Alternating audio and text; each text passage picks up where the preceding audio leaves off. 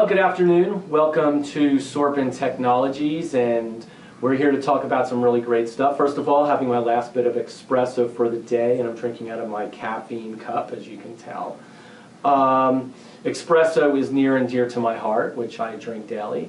Want to give big props to my business partner, Mark. Today is his birthday, so June 16th is his big day. So we had birthday pie for him.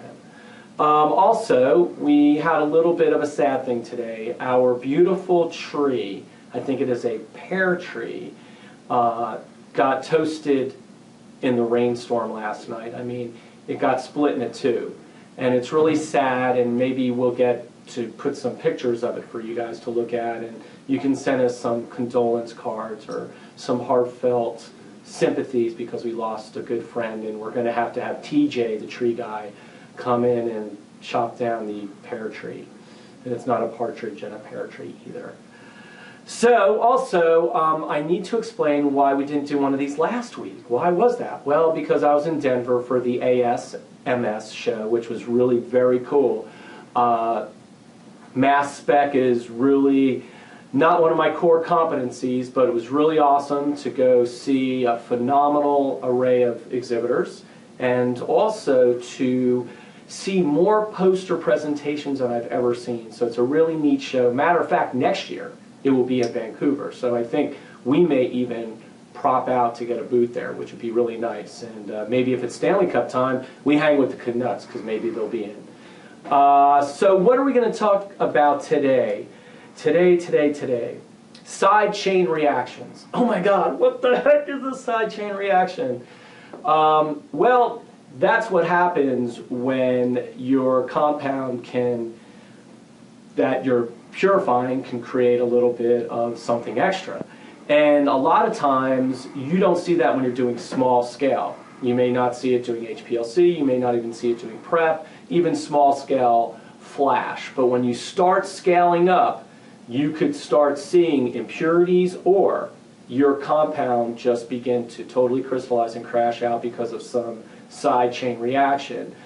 I spoke to actually a couple of chemists today regarding that because they've got some projects that we're working with that they are seeing some unique side chain reactions, things that they definitely do not want.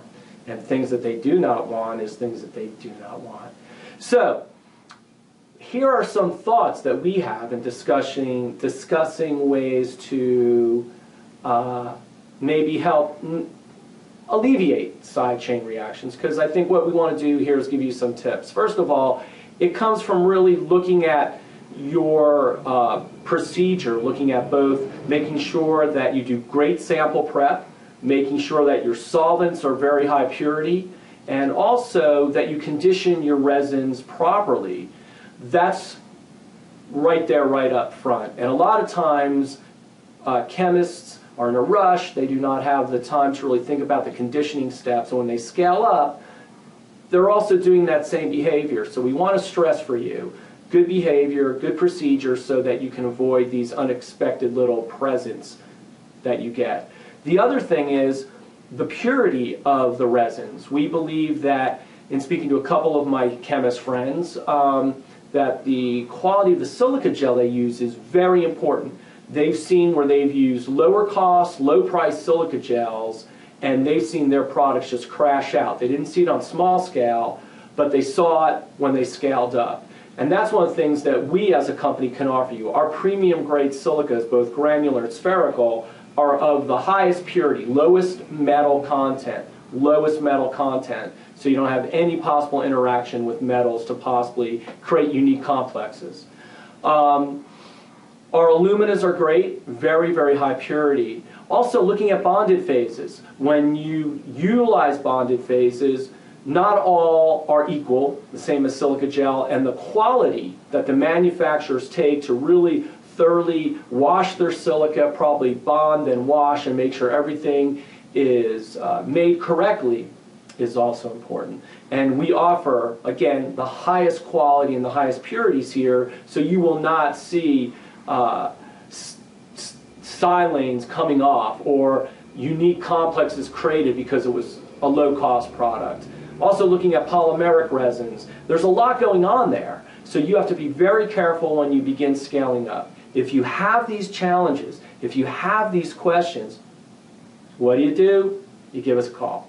And we work great with a lot of the best manufacturers in the world, and their chemists can help you scale up your process to maximize efficiency. Otherwise, look, have a great day. We're excited. It's Thankful Thursday here at Sorbent Technologies. Tomorrow's Fantastic Friday. Get a cup, man. It's awesome. Peace.